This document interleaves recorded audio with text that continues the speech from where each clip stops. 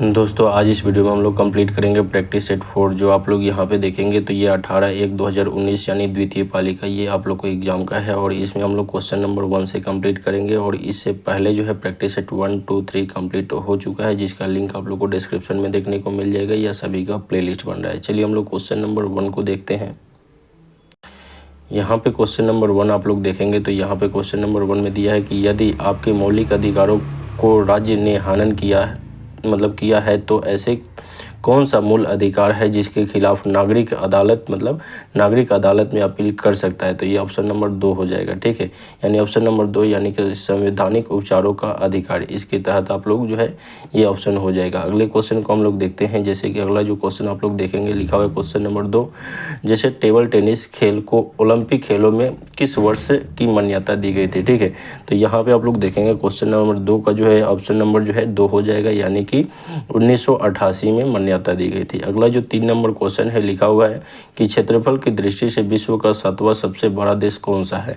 तो देखिए क्षेत्रफल की दृष्टि से विश्व का सबसे बड़ा देश हम लोग का भारत है। ठीक है, क्षेत्रफल की दृष्टि से 7वां सबसे बड़ा देश पूछा जा रहा है तो ये भारत है। ठीक है, पहला पूछेगा तो कौन सा हो जाएगा जी, तो रूस हो जाएगा। ठीक है, पहला सबसे बड़ा जो है क्या हो जाएगा, रूस हो जाएगा। ठीक है ना। अगला हम लोग देखते हैं। जैसे कि आप लोग देखेंगे अगला जो 4 नंबर क्वेश्चन लिखा हुआ है कि क्वथनांक से नीचे किसी भी तापमान में द्रव को परिवर्तन करने की प्रवृत्ति को डैश कहा जाता है। तो क्या कहेंगे हम लोग, जैसे कि आप लोग देखेंगे तो यहाँ पे जो है 4 नंबर का ऑप्शन नंबर जो है 1 हो जाएगा, वाष्पीकरण हो जाएगा। क्या हो जाएगा जी, वाष्पीकरण हो जाएगा।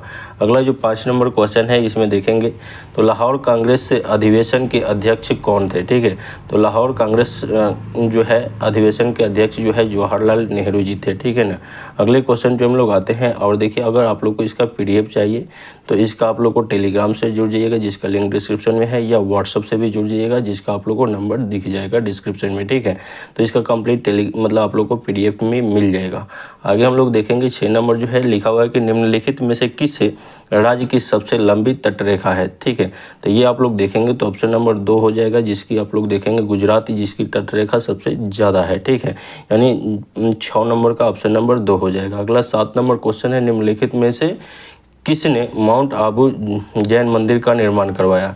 तो यहाँ पे जैन मंदिर का निर्माण किसने करवाया था, तो ये जो है बिमल शाह जी ने कराए थे। ठीक है, अगले क्वेश्चन को हम लोग देखते हैं। लिखा हुआ कि भारत के राष्ट्रपति के लिए न्यूनतम आयु क्या होगी, तो ये 35 वर्ष होती है। ठीक है, यानी ऑप्शन नंबर 4 हो जाएगा। अगले क्वेश्चन को हम लोग देखते हैं। यहाँ पे जो 9 नंबर क्वेश्चन है लिखा हुआ है कि इनमें से कौन सा संगठन सरकार द्वारा घोषित न्यूनतम सार्थक मूल्य MSP पर किसानों से खाद्यान्न खरीदता है। तो यहाँ पे आप लोग देखेंगे तो ऑप्शन नंबर इसमें 1 हो जाएगा, यानी कि ऑप्शन नंबर A यानी भारतीय खाद्य निगम। ठीक है, अगले क्वेश्चन को हम लोग देखते हैं। लिखा है 10 नंबर जो क्वेश्चन है इसका आप लोग देखेंगे तो लिखा हुआ भारत की संसद में डैश शामिल है। ठीक है, तो इसमें आप लोग देखेंगे तो भारत की संसद, जैसे आप लोग देखेंगे ये संसद हो गया। ठीक है, जिसमें आप लोग का लोकसभा भी होता है एंड राज्यसभा भी होता है। ठीक है, उसके बाद राष्ट्रपति भी होते हैं। ठीक है, यानी इसमें राष्ट्रपति भी होते हैं। तो इसमें आप लोग को बोलेगा कि भारत के संसद में कौन कौन शामिल होंगे, तो लोकसभा भी होगा, राज्यसभा भी होगा एंड राष्ट्रपति भी होंगे। ठीक है, तो ये ऑप्शन नंबर 4 हो जाएगा। अगले क्वेश्चन को हम लोग देखते हैं। 11 नंबर क्वेश्चन जो लिखा हुआ है आप लोग देखेंगे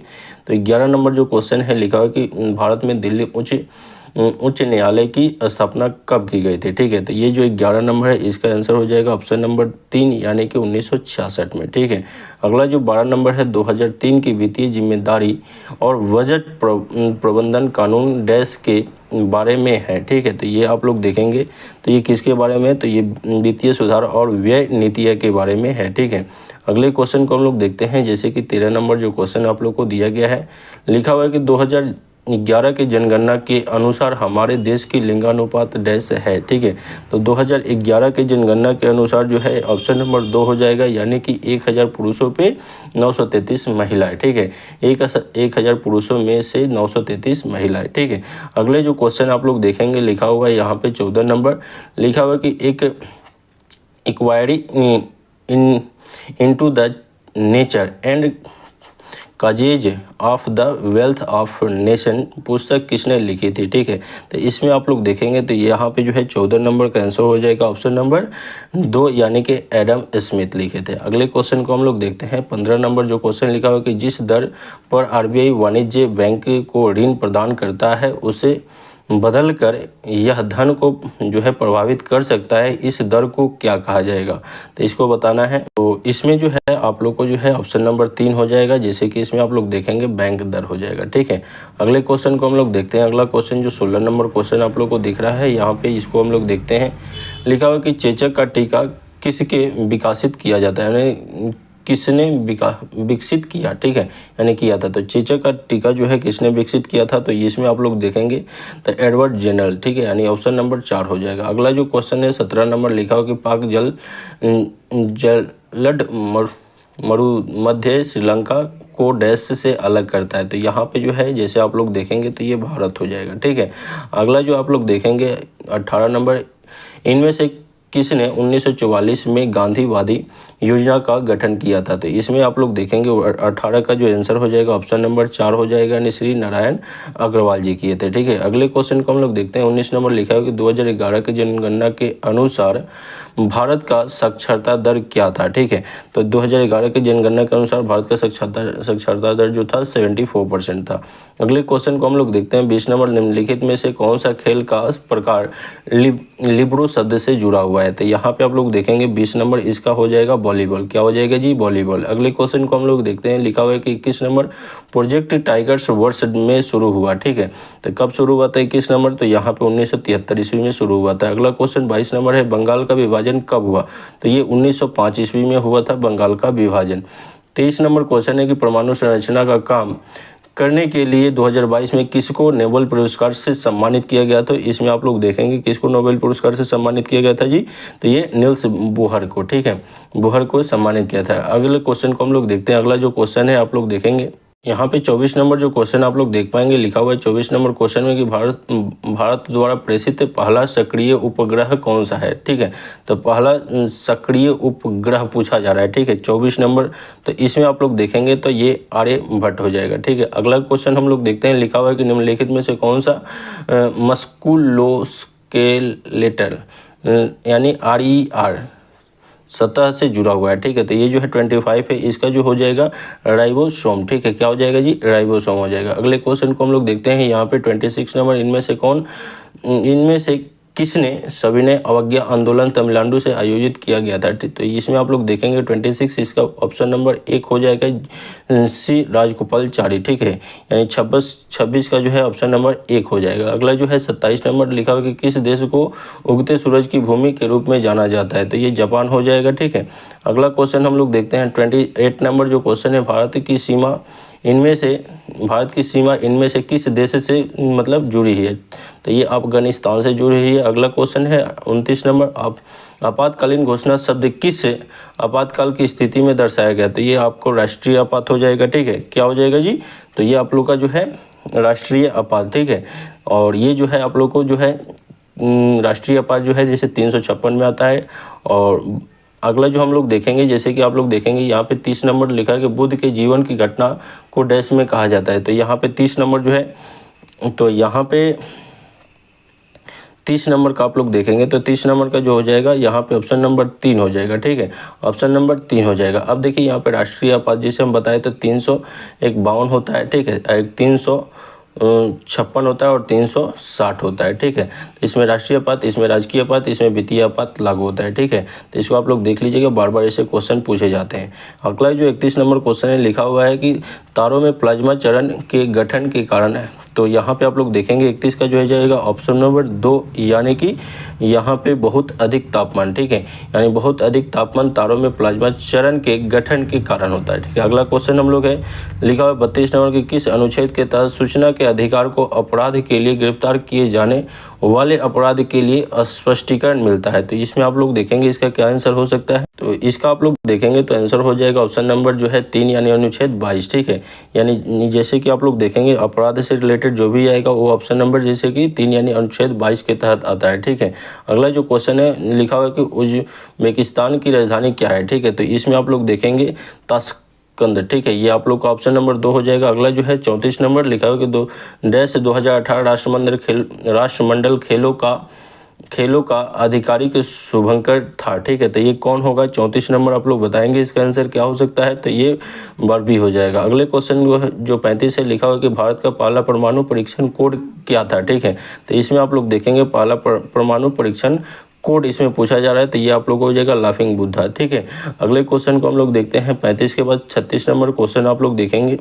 यहाँ पे जो 36 नंबर क्वेश्चन दिया हुआ है आप लोग देखेंगे, लिखा हुआ कि यदि कोई सदस्य बिना अनुमति के डैश की अवधि के लिए अनुपस्थित रहता है तो सदस्य की सीट को सदन द्वारा रिक्त घोषित की जा सकती है। तो यहाँ पे आप लोग देखेंगे 36 का जो आप लोग का आंसर हो जाएगा, जैसे कि इसमें जो है 60 दिन के लिए। ठीक है, जैसे कि 60 दिन के लिए अगर वो अवधि अनुपस्थित रहता है तो उसको जैसे आप लोग देखेंगे तो रिक्त पद के लिए घोषित किया जाएगा। ठीक है, अगला जो क्वेश्चन है 37 नंबर लिखा हुआ कि अमरावती शैली की वास्तुकला का संबंध इनमें से किस राज्य से है। तो इसमें आप लोग देखेंगे तो 37 का जो है आप लोग का आंसर हो जाएगा आंध्र प्रदेश। क्या हो जाएगा जी? आंध्र प्रदेश। अगला जो क्वेश्चन है 38 नंबर निम्नलिखित में से किस नदी को दुख की नदी के रूप में जाना जाता है। तो ये जो हो जाएगा दामोदर नदी।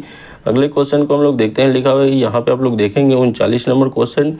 देखिए 39 नंबर जो क्वेश्चन है इसमें आप लोग देख पाएंगे लिखा हुआ है कि पिट्यूटरी ग्रंथि डैश से जुड़ी हुई होती है। तो किससे जुड़ी होती है? मस्तिष्क से। ठीक है, समझ में आ रहा है जी? पीयूष ग्रंथि, पिट्यूटरी ग्रंथि ये सब जो है किससे जुड़ी हुई रहेगी? मस्तिष्क से यानी दिमाग से। अगला जो क्वेश्चन आप लोग देखेंगे 40 नंबर, किस चार्टर कानून ने भारत के ईस्ट इंडिया कंपनी के व्यापार एक अधिकार को समाप्त कर दिया था। तो इसमें आप लोग देखेंगे कौन सा चार्टर कमीशन था। तो इसमें जो है चार्टर अधिनियम 1813 था। ठीक है, अगला जो है निम्नलिखित में से किस प्रणाली को भारत में अंग्रेजी साहित्य का मैग्ना कार्टा कहा जाता है। ये बार बार क्वेश्चन पूछा जाता है आपके एग्जाम में।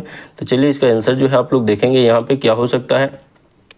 तो यहाँ पे जो है इसका आप लोग देखेंगे तो ऑप्शन नंबर 3 हो जाएगा, यानी वुड्स डिस्पैच। ठीक है, यानी कि ऑप्शन नंबर जो है 3 हो जाएगा। अगले क्वेश्चन को हम लोग देखते हैं 42 नंबर लिखा हुआ है निम्नलिखित में से कौन भाला फेंक खेलने से जुड़ा हुआ है। तो ये आप लोगों को पता है, जैसे कि आप लोग देखेंगे तो ये नीरज चोपड़ा हो जाएंगे। अगला क्वेश्चन है जैसे कि आपातकाल के समय किस अनुच्छेद को निलंबित नहीं किया जा सकता है। तो आपातकाल के समय 20 और 21 को निलंबित नहीं किया जाएगा, बाकी सब निलंबित तो हो जाते हैं। ठीक है, अगले क्वेश्चन को हम लोग देखते हैं। अगला जो है 44 नंबर क्वेश्चन को आप लोग देखेंगे, लिखा हुआ कि सजावटी हस्तलेखन के निर्माण की संरचना को डैश कहा जाता है। तो इसमें जो 44 नंबर क्वेश्चन है इसमें सुलेख हो जाएगा। क्या हो जाएगा जी? तो ये सुलेख हो जाएगा। अगले क्वेश्चन जो है 45 नंबर लिखा हुआ मानव अंगों में कौन सा आवाज़ उत्पन्न करता है। तो ये जो आप लोग देखेंगे तो ये गला से होता है। ठीक है, यानी कि 45 का जो हो जाएगा 3। अगला जो है 46 नंबर निम्नलिखित में से कौन सा मूल भारतीय खेल है।